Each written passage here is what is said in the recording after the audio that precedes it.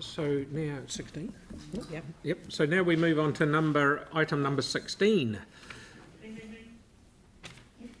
James.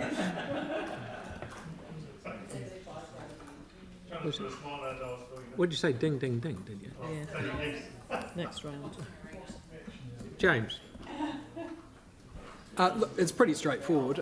Should we just move to debate unless anyone has any questions? But I don't need to take up any more time for what's pretty clear cut. Okay, so... Bill, you're still happy to second? Who? Were you seconding this? Yeah, I'll second it. Yeah. Yep. So we'll move straight to debate. Here we go. Righto. So we've got Melanie, who will have another wee story for us, Do you mind if, and then Tyrone. as the mover, Phil, I'll signal that I'd speak on it. I'm happy to speak. Bill, yeah, he's got questions. You're all talking too fast for me at the moment, sorry. Can I just ask two questions? One, why was this notice of motion accepted when we're currently doing a trial? And two, why was it also accepted when it's a community board decision? Just based on what we heard this morning. So there are aspects of it that are a community board decision and there are aspects of it that are a council decision, is my understanding. Is it so cycleways is a council decision, the parking aspects which are not covered by this part here are a board decision. Okay. Is it accepted when we've currently got a trial underway? Because this notice of motion is suggesting ending the trial early. Okay. So we're in debate, obviously. So Melanie was first, and then I think Sarah had Tim. Jake. Do you mind if I introduce it as the mover, Mr. Mayor? And then, just because I think the standing orders have got the times a bit different from like a mover and a right of reply and all that sort of stuff. Mm-hmm. If you'll indulge me. Yeah. Is that cool? Yeah. Okay, so I'll signal that I'll go, as long as you've got everyone else. You're talking too quick. Just saying, I'm happy to exercise my right as the mover to open debate. That's what I was saying. Okay, so we're opening debate. Melanie. Well, are you debating first, James? Is that what you want? I was just signalling as the mover, I would happily for into debate. Okay, so look, the issue for me on this is not that no elected member knew anything about these works. The issue is that no elected member was able to do anything about them. So I raised some concern with what we're now discussing, and that was because there wasn't anything in the resolutions that reflected what was mentioned in the information that we received. So I like encouraging cycling. I like encouraging cycling in a safe environment. Dedicated cycleways really do help achieve that. But I also like democracy and having an intelligent conversation with our community about the trade-offs around different options before their money is spent and before the work is carried out. So my preference would have very much been to explore widening the shared pathway along Park Terrace to accommodate cyclists in a designated only cycle lane. We've probably got like the widest grass verge in all of the city in this location, and our own Mayor, Phil Major, who knows a thing or two about civil works, believes that $40,000 to $50,000 would have achieved that, a dedicated off-road cycleway by widening the existing path.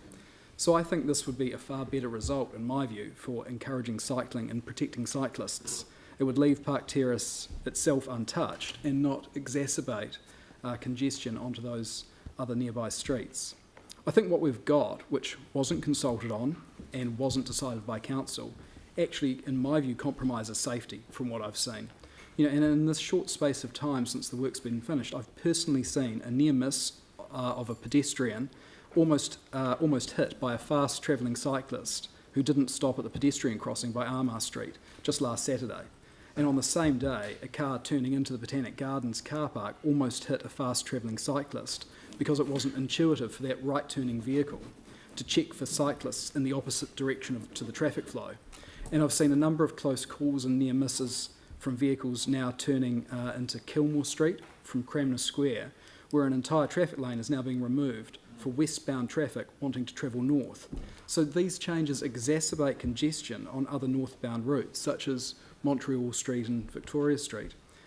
And this key route down Park Terrace being halved in capacity to one traffic lane and replaced with bollards and a cycleway, look, that's one thing. but building a bus stop quite literally in the middle of the road is extraordinary. So I'm comfortable for the staff delegations to be used for relatively minor tweaks, but significant fundamental changes, like this Park Terrace example, should be, in my view, subject to full consultation and a council decision before they're approved and before the work's carried out.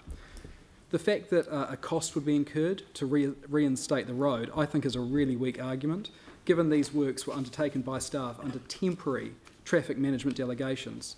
Look, if they can't be removed, then they're not temporary. The delegations become essentially permanent delegations where controversial work can be undertaken without any proper consultation or any council approval. Retrospective approval or retrospective consultation then becomes disingenuous at best or completely pointless at worst, when the very act of implementing the changes without permission in the first place then creates the so-called compelling reason to not get rid of them. It's a perverse, self-fulfilling prophecy. So we're all very well aware of the recent residents' survey results, really disappointing results, and we've all taken that on board and had a briefing around it recently. But one of the main reasons people dislike council is because they believe that the decisions have already been made. Now, where on earth would someone get that idea from? So to sum this up, I don't think there's any justification in persevering with something that's wrong simply because you've already started it. Thanks. Right. Melanie now. Thank you. Hey, Dad. Yes, son. I'm back. I've been learning at school about climate change. I have to do a project about it. Not another project, son. I'm starting to think I should send you to the local school rather than that fancy one I pay for. I like my school, Dad. Hey, my teacher was saying that the City Council has goals to reduce carbon emissions in our city. It's such a great thing to do. Makes me proud to live in a city where our leaders care about our world. That makes sense, son, replied Dad. Dad, did you know that 53% of emissions are due to traffic? That's huge. Yes, it is, son. I didn't realise it was that much, replied Dad. Dad, asked his son, can I please bike to school? Biking is better for the environment and better for my health. But son, cycling isn't very safe. There are so many cars around, especially around schools. I feel much better knowing you got to school in one piece. That's why I like to drive you there. Don't you enjoy the Mercedes? I do, Dad, and I understand your fears, Dad, but the council is putting in lots of cycleways. There's a new temporary one close to school. I want to try it out. The other boys say it's great, implored his son. My friends say that they don't have to weave around the people like they used to on the paths through the park. That does sound good, but I don't know, son, said Dad, worried. Let me think about it. Thanks, Dad, replied his son. And then after some thought, I'm not sure that cycleway will stay there anyway. In fact, I think some of the bollards have already been ripped out. That's not good, son. Another waste of my precious hard-earned money. Yeah, I think some people are angry about it as they want the road for cars and don't want to be frustrated by having fewer lanes to choose from and taking longer to get to wherever they're going. Surely not, son. I would have thought people would care about others, especially those trying to do the right thing. Thinking some more. Time's up. Son. No, it's not. Yes, I'll let you to bike to school. I remember biking to school when I was young and it was great. Thanks, Dad. I'm proud of you. Thank you, Melanie. Tim. Okay, Jake. I just had to, look, normally when notices of motion are debated and received around this table, there's a lot of thanking. Sometimes it's genuine thanks, and sometimes it's a passive-aggressive way to say thanks for bringing it, but here's all the reasons I'm not going to vote for it. But I won't thank the mover of this motion. I think the idea, I think it's rather incredulous to go out and talk to people and ask for their feedback on a project and then suggest that you'll rip it out before you've even seen what they had to say. I actually think the notion is a little bit petulant, really, and I think that people like Ray made a really good point. He made a couple of really good points in terms of working on this as it progresses and as it goes on, and I think we absolutely should do that. Yeah, that's it. Okay. Right. My turn. Oh, Victoria, where you go. Pardon me? We've got Sarah and Sarah and Tyrone, both you. Mark as well. Thanks for the Oh, no, I didn't story. get that side. Thanks for the story. Sorry, Victoria, you had a question? Yeah. Oh, Confused. no, I'm in debate. So debate, sorry. I'm Yes, getting please. confused. Yes, please, you Thank go, and then I'll work down the other side. I want to thank Councillor Coker for a story today, both stories, but the reality is that this motion is not about the merits of cycling. And actually this motion, nor is it about the science of climate change. And this motion is most definitely not about contempt and lack of respect for cyclists, as some would have you believe. And if anything, it's actually about contempt and lack of respect for all residents of Christchurch, particularly those who weren't consulted prior to these works being undertaken.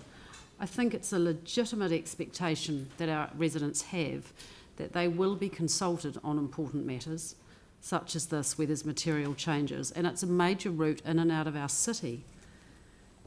As with so many of the issues that we face at this council table, it's not binary. There's no right or wrong answer here, and regardless of how I vote for today, it's going to be unpopular with some, and we're all in the same boat there. So for me, voting on this, I'm going back to basic principles, and I urge you all to do the same. And for me, that one basic principle is about common sense. We know that public trust and confidence in council is really low, and public perception is that common sense in council decision making is not very common.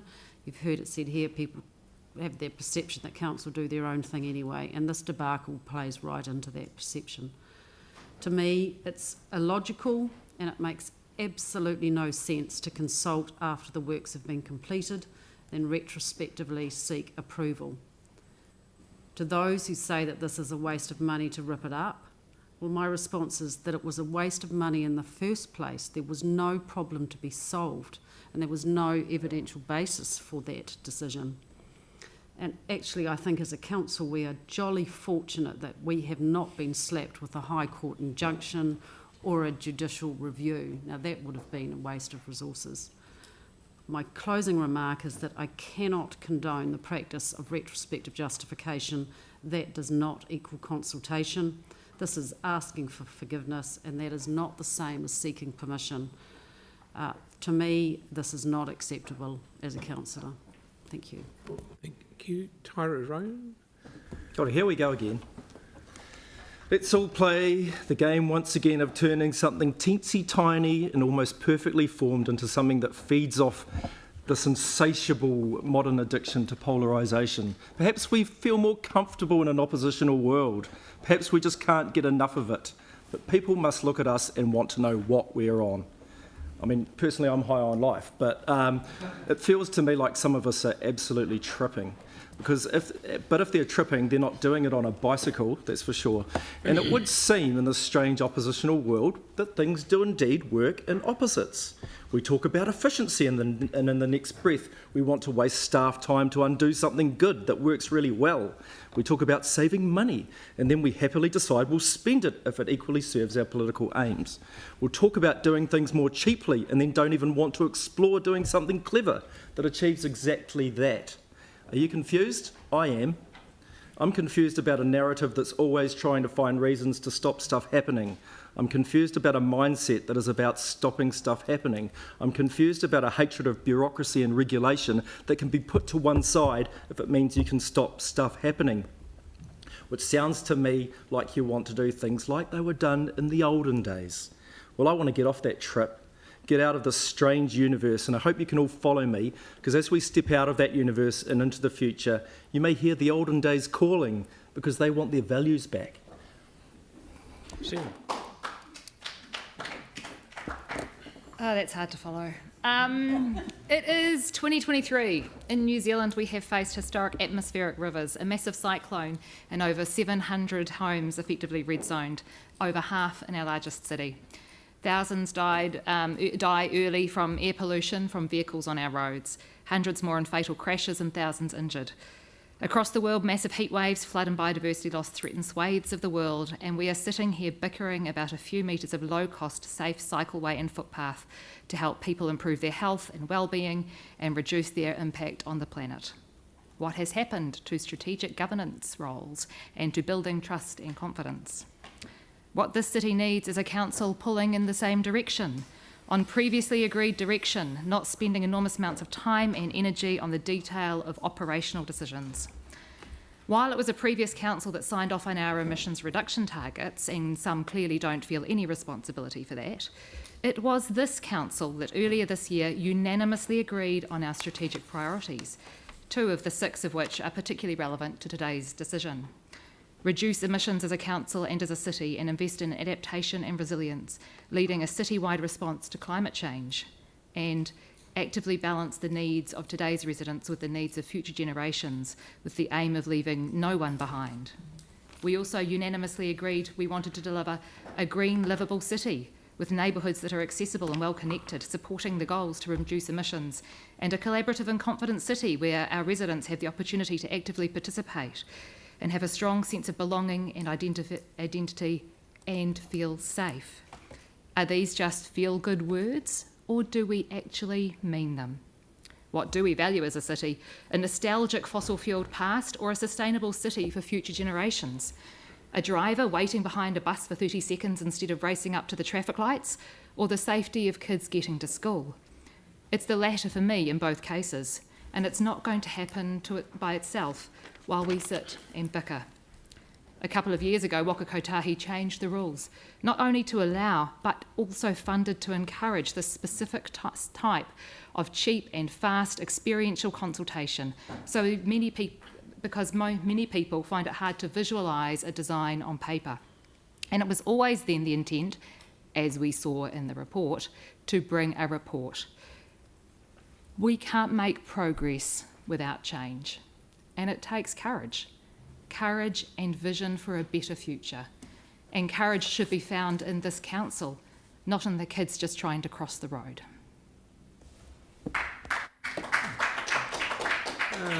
Tyler? Tēnā tātou katoa. I didn't actually write anything down. I actually wanted to just talk from the heart for a little bit, actually.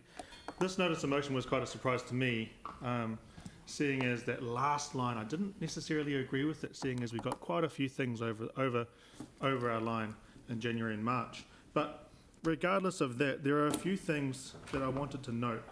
And one of them is I actually quite ironically was biking with my daughter down the South Express and going onto the Island cycleway, going all the way through Hagley Park. And I saw Jamie and his beautiful family playing at Hagley Park on the way to Park Terrace and Rolleston Ave. And I used that to get safely from one place to the other, from Riccarton all the way through to my mum and dad's house, going down Peterborough Street and then going all the way to the river. That was something that I actually really enjoyed, and my daughter loves it. She tells me which way to go. We see so many things within that made me feel really, really good. So I really appreciate temporarily appreciate this cycleway being put in, because what it's done is it's actually created a point of adventure for my daughter to choose which way to go, whether it goes down Rolleston Ave or up Peterborough. But it also actually shows the connection that we can have through these cycleways and me to feel safe. I actually felt quite safe with those temporary measures around those black bollards being put in. I did feel safe. And moving on to talking about the onus and the onus being on us, this notice of motion doesn't necessarily reflect the onus being on us. That's why I found it quite ironic that the councillor was talking about that. And good governance was another highlight that a lot of people are talking about, which again is actually quite the opposite. This here is pulling up something that has been set for another couple of weeks. I'm really looking forward to seeing what the survey says, and it could go both ways. There's been quite a bit of attention on this, and I'm looking forward to seeing how it works out. So therefore, I'm not in support of this. Lastly, to close up, there is a term that has stuck in my head for a while now, and it's empathy. And I'm not going to get into the details around why I think that, but there were some terms gone into the public realm about our council, and I just wanted to clear things up. We don't need to rein in staff, we need to rein in our commentary to provide trust in the council through those ways. Because remembering that Mary has talked about, quite simply, that they cannot have a right of reply. So that means that we shouldn't even open up in the first place. Nō reira, tēnā koutou, tēnā koutou, tēnā rā tātou katoa. Kia ora. Mark? Thank you. This is, I think, an unfortunate debate for our council to be having. I actually quite like what I see in that temporary cycleway. I don't agree with the way we got there, but that's for another day. I will not be supporting this motion for the simple reason that we're in the middle of this trial. We are going through that survey process and asking the good people of Christchurch what they think of it. And I really hope the good people of Christchurch get into that survey and really tell us what they think of it, be it good, bad or indifferent, because we need to hear from everybody, not just a few. So if you are supportive of this temporary cycleway, let us know. If you're not supportive of it, then do also let us know. One of the really good things I find with that temporary cycleway is how cheap and cheerful and effective it was to put in place. And I would be hoping that as a council, we might be able to find a way to move forward and do more of the cheap and cheerful, quick to put in place cycleways. Because I actually quite like the idea of interconnected cycleways throughout our city so that people can get anywhere on a cycle route, protected from the marauding car that I drive, and that most of us around this table actually drive. So hopefully the good people of Christchurch will get into this survey and we'll get a good balanced feedback out of it so that we can make some good balanced decisions going forward. And I really do hope that we can learn some lessons on how cheap and cheerful we can do cycleways rather than what we have been doing, which has been cheesing a lot of our ratepayers off. And I really hope we can learn some good lessons in many ways from this, and that as a city we can move forward and get into a bright new future where we can all live together and perhaps sing a bit of Kumbaya. Pauline? Thank you. I wasn't really going to speak to this, but I have to pull Councillor Henstock up on something that she said when she used the words that this project shows contempt and lack of respect for the ratepayers. And that is simply not true. And whether you're referring to councillors or staff or both, it is not true. You know that we all care and respect our ratepayers. We listen to them carefully when they come in. So I don't know how you managed to deliver those words, and I want to retract those on your behalf if I could. But look, this is a trial, and we've also seen an outpouring of support already, and there's feedback underway now. This, to me, is actually about a few councillors who don't like the roading changes, and that's okay if you don't like them. But it's not okay to interrupt a legitimate process by using a notice of motion. Councillor Peters, you say you like the cheap and cheerful treatment. Well, it won't be cheap and cheerful if we interrupt what is currently a staff delegation to be able to introduce cheap and cheerful trials. They're not permanent solutions, they're trials. So today I won't be supporting the notice of motion. Thank you. Right. So Lest and then Andre.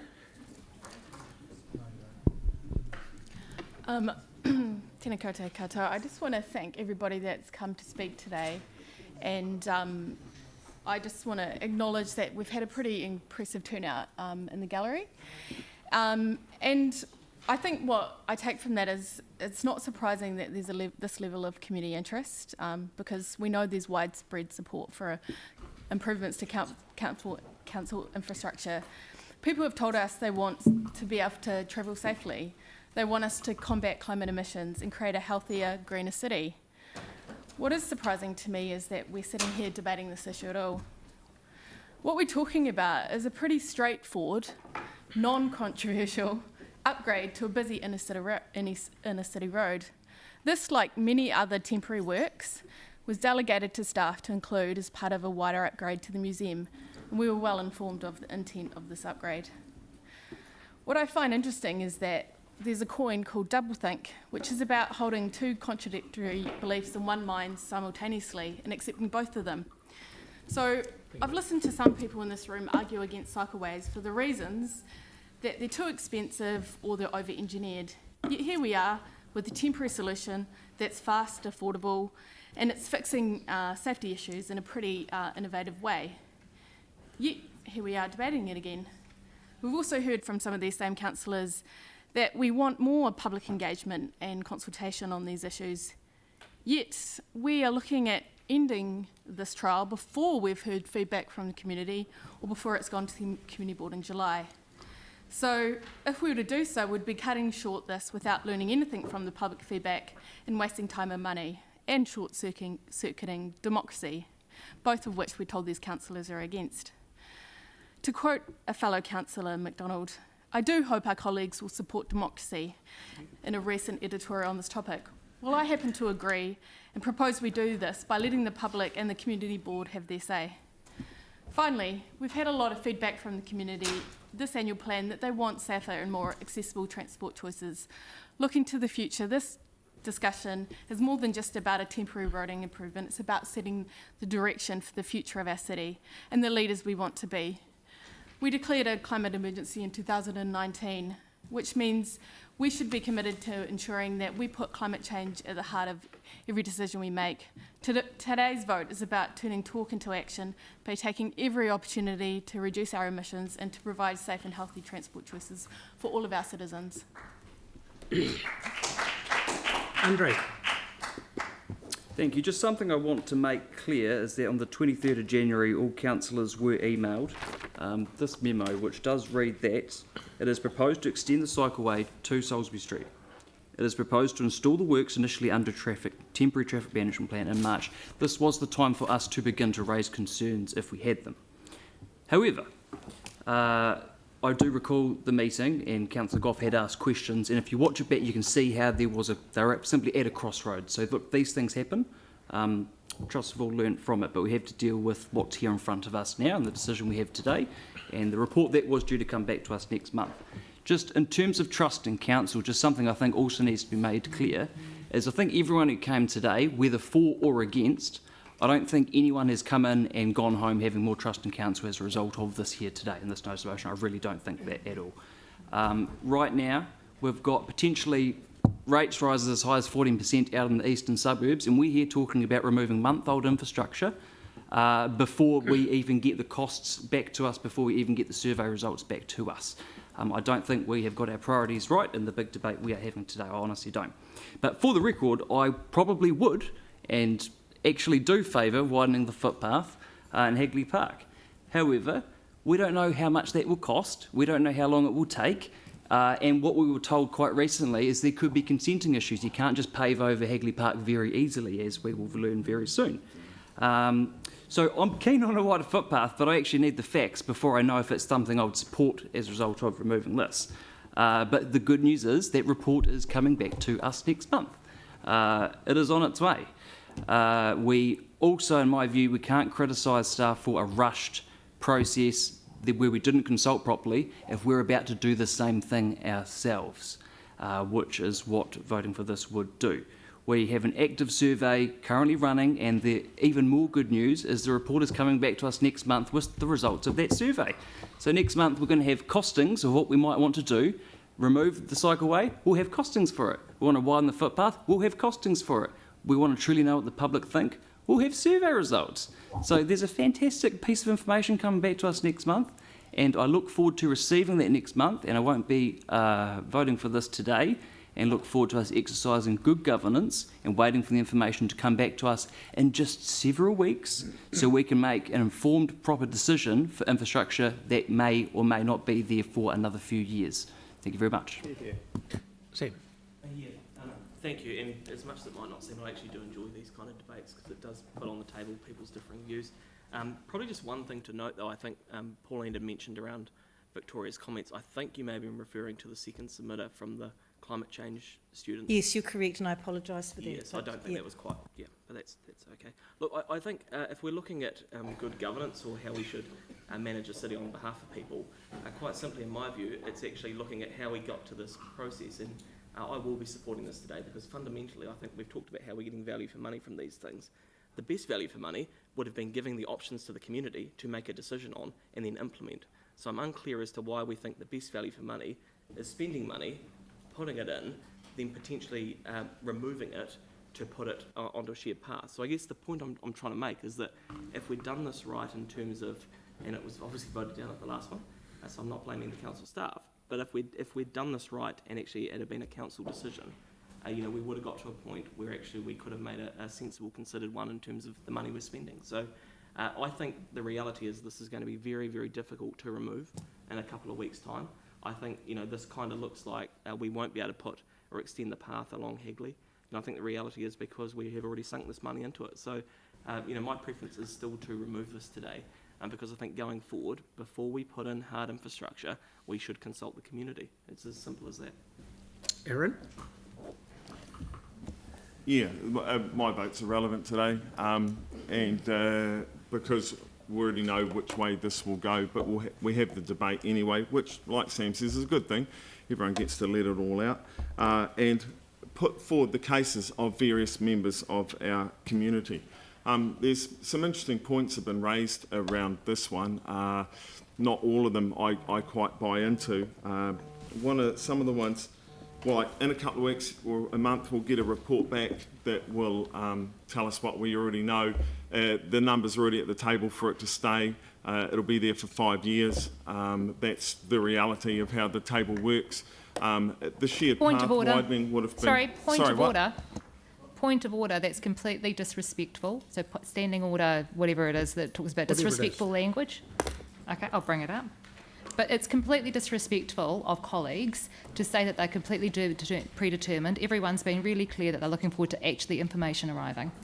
So can you roll on the standing order, the point of order, please? Are you... Sorry, I'll hang fire, mate. Okay, carry on then. Did you say you retracted it out, Aaron? What's that? What did you just say? No, I'll wait. I'm part clairvoyant. I identify as a clairvoyant, so I'm just predicting the future. That was all. I can tell the future often. You need to.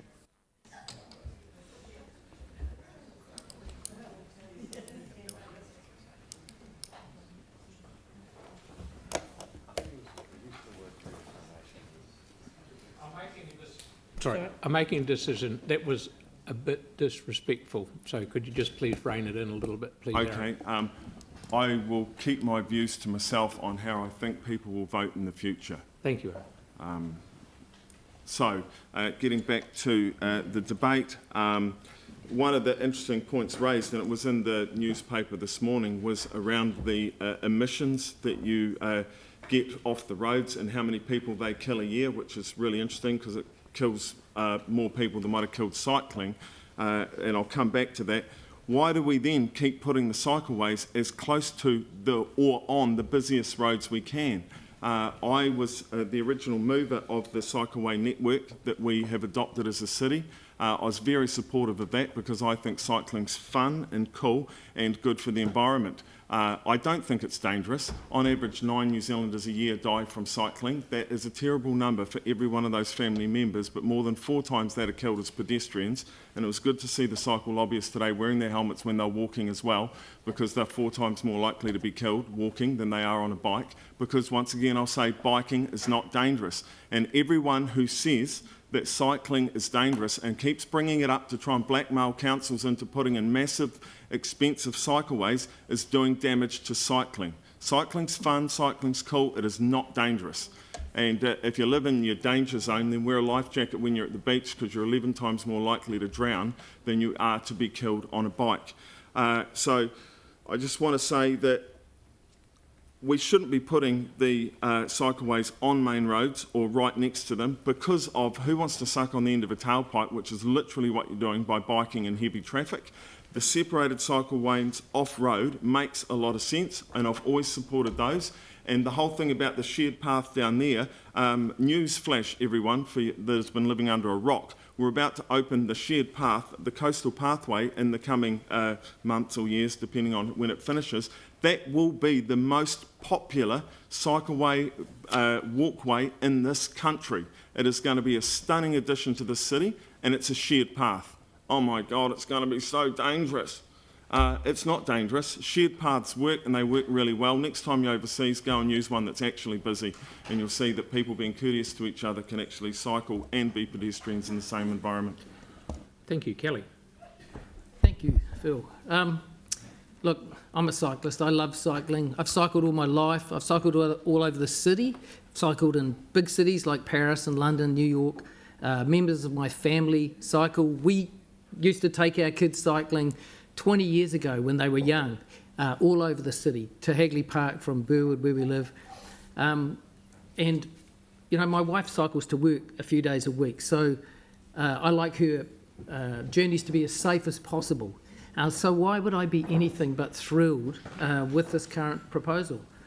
Simply because aspects of it don't really make sense to me.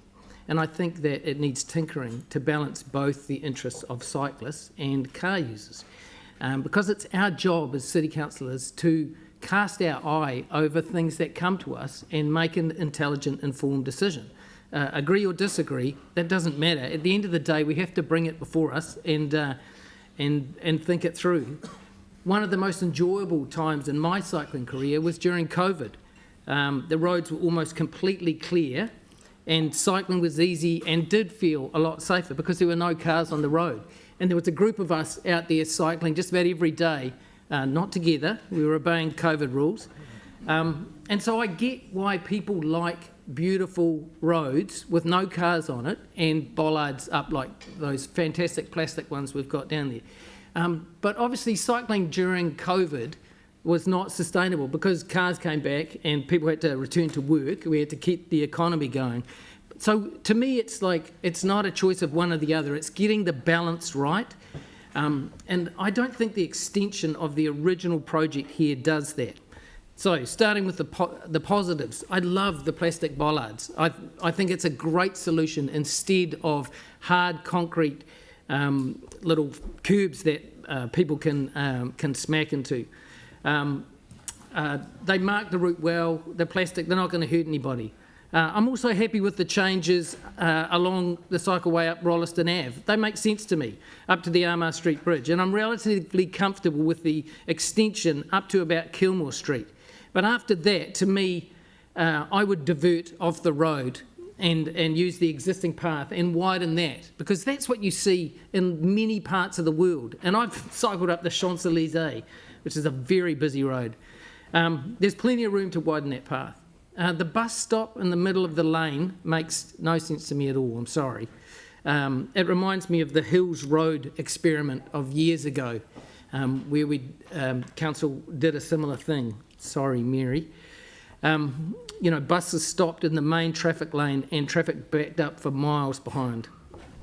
In my opinion, it's controversial cycleways like this that make enemies for cyclists. Drivers get annoyed with cyclists, and I don't want to harvest their anger because they're frustrated that we haven't done the sensible thing with our cycleways. There's a ton of room along that riverbank to do a great solution to get people right down to the end where Beeley Ave connects. Cal. Thank you. Right. I'm second to last, and then James. Right. May I start by saying that, and the people down the back will not believe this, I am not against cycleways. I'm against how we are building them. I still cannot see the sense in putting this one here. To take out 350 metres odd of road lane and turn it into a cycleway when it runs parallel to an existing shared path less than 4 metres away is strange, to say the least. I asked at a prior briefing what instigated the decision to be made to do this, and I was told that some complaints had been received from pedestrians about their safety on the shared path. That's when a bike went past. I asked to see these complaints, and I have not seen them to this date. I then asked, how much does the Park Terrace cycleway cost? I was not given a breakdown, but concluded that if the original cost in front of the museum was 400 grand, and the total cost ended up at 550, I assume that the Park Terrace portion costs circa 150 grand. I asked, did anyone think to widen the existing shared path by a metre, and was told it was too expensive. I then explained that to widen a 350 metre long path by a metre is around about, for argument's sake, close to $50,000. It is far cheaper to widen the existing path, which will be a permanent fixture, rather than spend 150 grand on a temporary solution. The strangest decision is following up what Kelly said, was to put a bus stop which required the bus to stop in the only remaining lane to pick up passengers, stopping traffic altogether. Have we not learned from the Hills Road debacle of a number of years ago? Last month, as a council, we discussed at length the importance of having 2 lanes of traffic out of New Brighton over the New Pages Road Bridge, just in case of an emergency.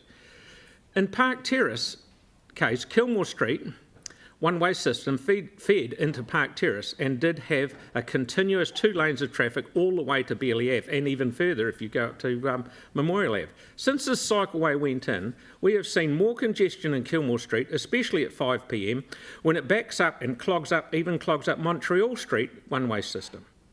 If we had another event in Christchurch, we need to get people out of town as quickly as we can, and Park Terrace would become a bottleneck. If residents want to come to and from the city by any means of transport they desire, we should make it as easy as possible for them to do this. And one thing that concerns me a lot about this down there, I have been advocating for hospital parking for 8 months. It is a small but simple fix which could have been prioritised well before this, because that would help solve a far more important problem. Thank you. 3 seconds, look at that. Rightos. James? No, you're good? It's all been said. So, with that, I will put the motion. Oh, do you want a division? Okay.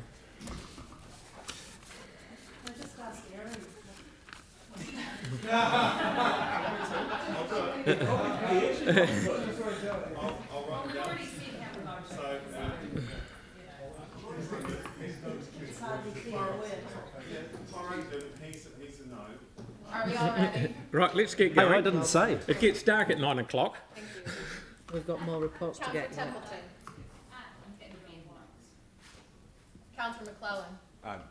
No. I got distracted by comments. Councillor McDonald. Yes. Councillor Johansson. No. Councillor Moore. No. Councillor Donovan. No. Councillor Coker. No. Councillor Peters. The Mayor. Yes. Councillor Scandrett. No. Councillor Barber. Yes. Councillor Kewen. Yes. Councillor Goff. Yes. Councillor Hinstock. Yes. Councillor Fields. No. Councillor Harrison Hunt. No. Deputy Mayor Carter. 6-4. 10 against, 1 abstention. Right. That appears to be lost by a very small margin. If we go for judicial recount. Right. So now we've got 3 more reports to do.